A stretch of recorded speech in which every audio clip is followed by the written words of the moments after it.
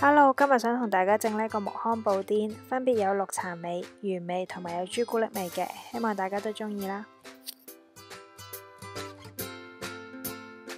餅乾方面呢，大家可以用瑪利餅呢或者薏米餅嘅，兩隻我都用過，我覺得分別唔係好大嘅啫，咁大家可以中意用邊一隻呢，就睇返啦。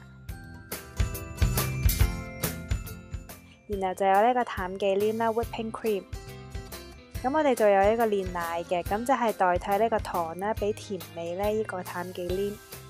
咁朱古力味方面呢，我哋就會落呢個可可粉落嗰啲餅碎度啦。而呢個綠茶味呢，我今次就用咗呢個日本嘅宇治綠茶粉，咁就會香好多嘅。咁而器皿方面呢，最好就用返一啲玻璃透明嘅器皿啦，咁就可以 show 到佢一層層好分明嘅樣啦。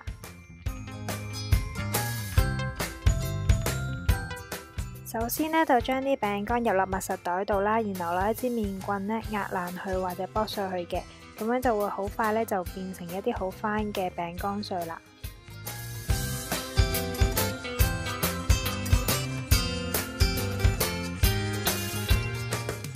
然之後呢，就將啲餅碎平均分成3份，有2份呢就可以加入呢個可可粉同埋呢個抹茶粉呢撈勻佢嘅。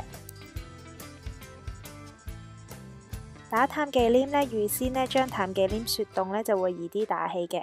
咁我哋將佢倒落一個冇水冇油嘅盤度啦，然後用高速呢就打起佢，大概4至5分鐘度呢，你就會見到佢企身咗噶啦。咁我哋今次呢就係要7成企身嘅。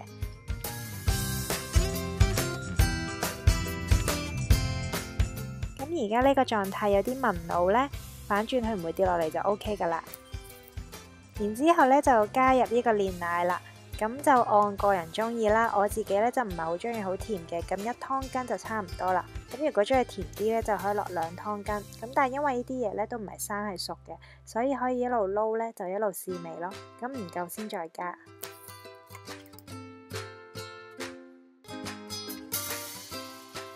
然之後呢，就將打好嘅忌廉呢放入呢個擠袋度啦，一陣呢，就將佢擠入我哋嘅玻璃樽嗰度嘅。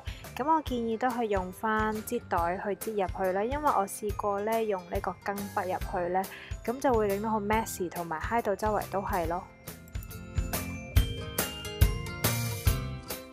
咁準備好晒之後呢，就封好個擠袋，然後嗰個尖尖呢，就剪一個窿啦，就由外呢延內咁樣呢，就擠啲 cream 入個底層度嘅，之後就加入呢個餅碎啦，咁嗰個厚度呢，就同翻個忌廉呢一致就會靚啲咯。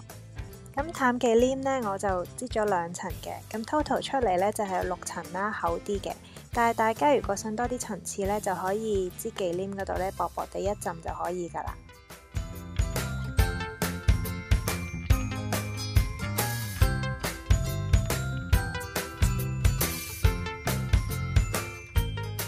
咁整好咗之後呢，就可以封好啦，就雪入雪櫃嘅。如果中意布甸嘅效果呢，就可以雪落下格；如果想實啲啦，好似雪糕咁樣呢，就雪落上格啦。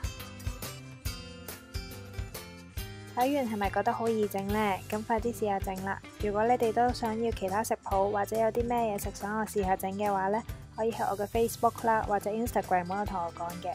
下次再見啦，拜拜！